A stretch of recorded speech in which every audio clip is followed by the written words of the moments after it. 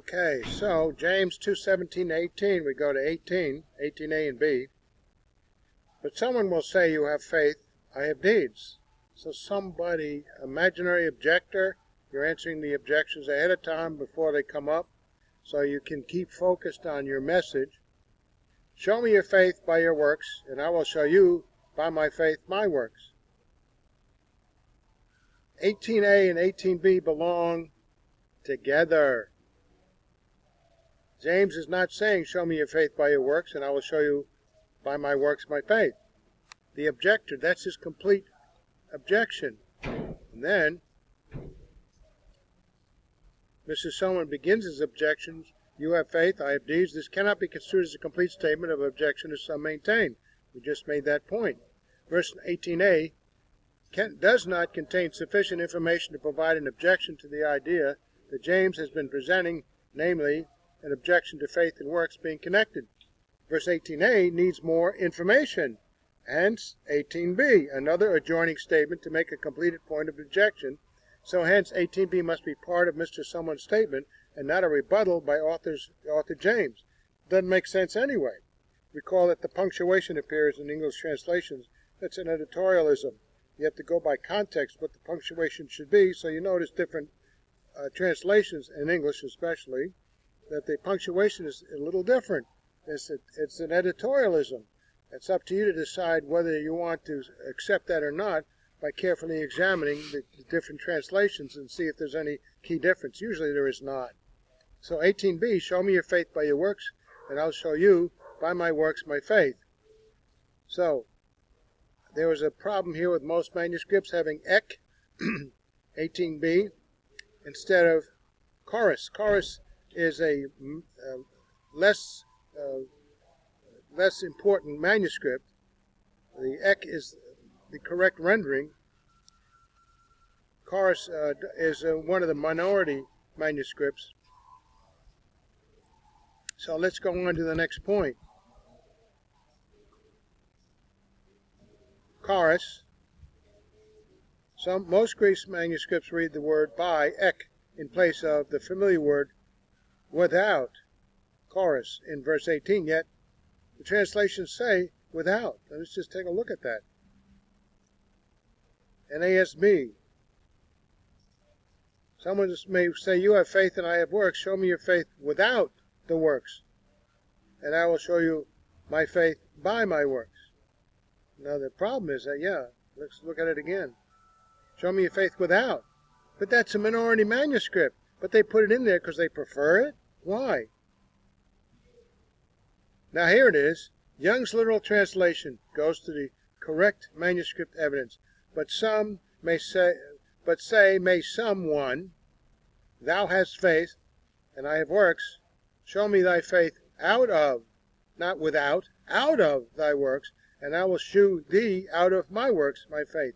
Ek, that's the correct manuscript evidence, and it's Young's literal translation picks up on that. Let's see what the Holman Standard says. Show me, and Holman Standard is without.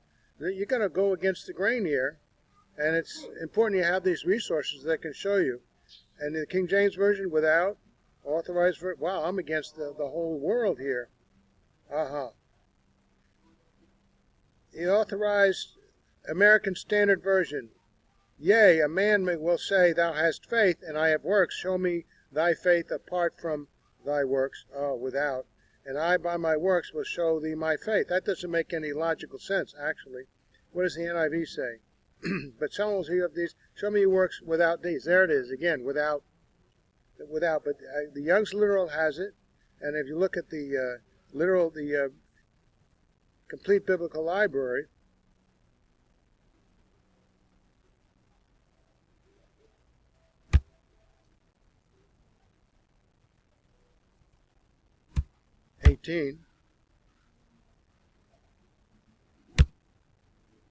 but will say someone, you faith, have, and I have works, have. Show me the faith you're from, ek. See, ek, from, out of, from. Chorus. Look at what the chorus has, only K and L, and look what the variance has. Sinaiticus, A, B, C, 25P, 33, and all these other commentaries, Westcott Hort, and so on, the UBS. So the overwhelming demand is that ek be the proper translation, and the others came later anyway, those versions, those manuscript copies. So why go with that when the overwhelming, well, they thought it was a better idea in their own minds. But you have to go with what the author actually wrote. See, so now we're just looking at what the objection is. We've decided what it means. Hodges says in the Epistle of James, an excellent book on this book, the text is only correctly understood when the entirety of verses 18 and 19, starting with "you have faith," is assigned to the objector, and none of it assigned to James. As he starts with in 20, "you foolish fellow," it doesn't start at 19 or 18.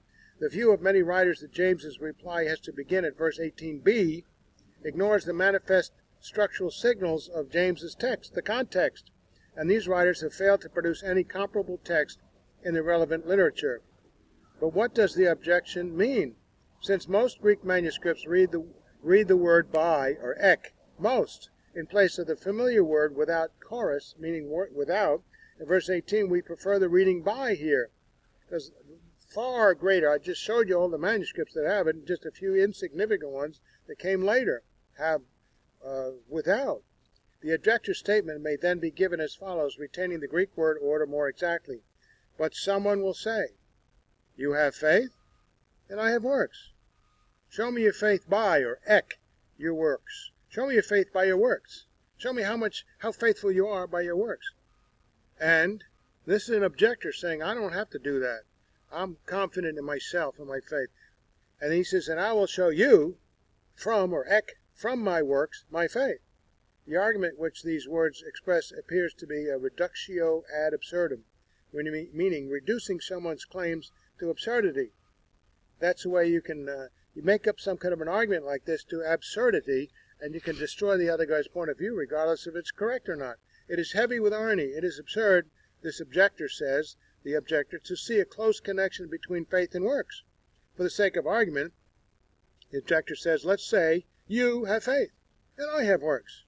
Let's start there. You can no more start with what you believe and show it to me in your works than I can start with my works and demonstrate what it is that I believe, which is actually not true. If I think exercise is good for my health, and I'm exercising, I'm demonstrating to you, perhaps, with some action, that that's what I believe, especially if you exercise a lot in a regular way. The objector is confident that both tests are impossible, yet, see, he's making up these games of logic that aren't true to show that I'm lazy. I don't want to be a faithful Christian. And that makes sense. And then James comes back and answers it. So Mr. Someone says that faith and works are not connected. So leave me alone. In the same way, faith by itself, if it is not accompanied by action, is dead. But someone will say, you have faith, I have deeds. Show me your faith by your works, and I will show you, by my works, my faith. So, there's the Greek.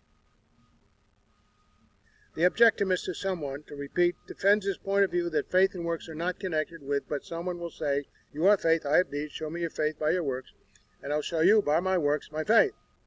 It's a challenge. Step over this line. Not a logical argument, though, as if to say that neither will result in a true reflection of what one believes, so much the less will both results agree with one another. Now, this is a faithful Christian, or one that's even reasonably faithful, will demonstrate it in some ways at points in time. So it is not an unreasonable argument. It is what the objector is saying is unreasonable, and it is not unreasonable to say, I can demonstrate what I believe because I do all these things that the Bible tells me to do. I don't do them all that faithfully, but I do it some of the time. The objector implies that the two are not connected at all, which is not true. That one's faith is a separate entity and not related to what one does. And when you read it this way, you say, that's absurd. What's the point of the Christian life, then, of leading a faithful life if one isn't connected with the other? So James 1:17-18, in view with 2:17-19. Every good and perfect gift is from above, coming down from the Father of heavenly lights, who does not change like shifting shadows. Of his own will, of his own will, he brought us forth. Of his own will, he brought us forth and gave us birth by the word of truth, that we might be a kind of first fruits of his creatures. Of all he created with a view to assurance of eternal life. In the same way, faith by itself, if it is not accompanied by action, is dead. But someone will say, you have faith, I have deeds. Show me your faith by your works, and I will show you by my works my faith. It's still the objector. You believe that there is one God, you do well. Even the demons believe that and shudder. What does that prove? It's nonsensical arguments, just a lot of words and noise that don't make any sense. So the objector uses insufficient content of one's belief and a false analogy of demons versus humans relative to their respective beliefs in one God to maintain that works shed no light on the content of one's faith and vice versa. So Mr. Someone, the objector, uses a false analogy of demons versus humans relative to their respective beliefs in the one God to falsely maintain that works shed no light on the content of one's faith. Some attribute this verse to James and not to the objector, but James does not say this. The objector, Mr. Someone, does. The objector in verse 19 makes a misguided attempt to build a case for not doing works. James wouldn't say this because he is on the side of works being performed by the believer in addition to faith. Furthermore, demons cannot be compared to humans relative to this matter, nor is there enough information relative to the content of the faith of each to make a legitimate comparison. This is a difficult argument because most people will take the opposing point of view, so you have to get your ducks in a row and argue it really well. So it is Mr. Someone who says, you do believe that there is one God. You believe in monotheism, don't you? You do well. With the implication that some humans who believe in one God do good works. But then he switches subjects and indicates that demons who believe that there is one God do not behave properly. Even the demons believe in that and shudder. So they aren't connected. Recall that most of James's readership is Jewish, which is intensely monotheistic. They tended to believe that good behavior must be the result of such a belief. So it is connected. Mr. Someone says, but the demons also believe in one God and look at their actions. But we're not demons. Totally the opposite from you. They shudder in fear like a bristling dog, evidencing a lack of any relationship with God. So Mr. Someone is saying that what an individual does proves nothing about what he believes and vice versa. Nonsense. Mr. Someone maintains that works shed no light on the content of one's belief. Nonsense. Therefore, Mr. Someone maintains that there is no obligation for a believer to do good works to validate his faith. Nonsense.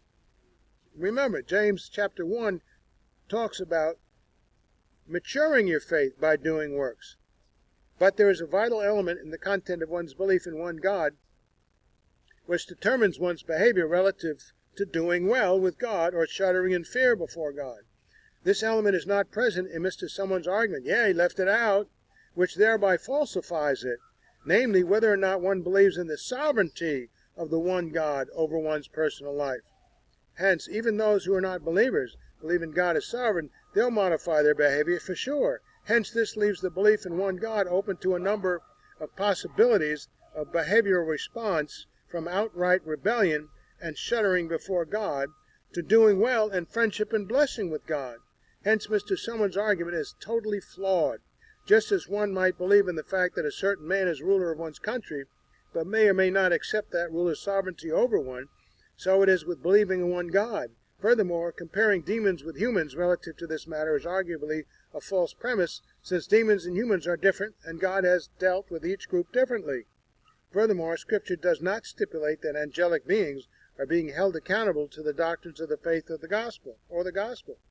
So, the guy just goes way off into left field, throws an argument up in the air like any bit of dust, and expects it to settle into something logical.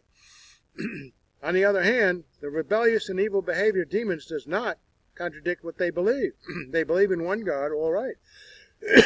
But they also believe that God is not sovereign over them. Hence, they shudder in fear out of rebellion. More on this next time.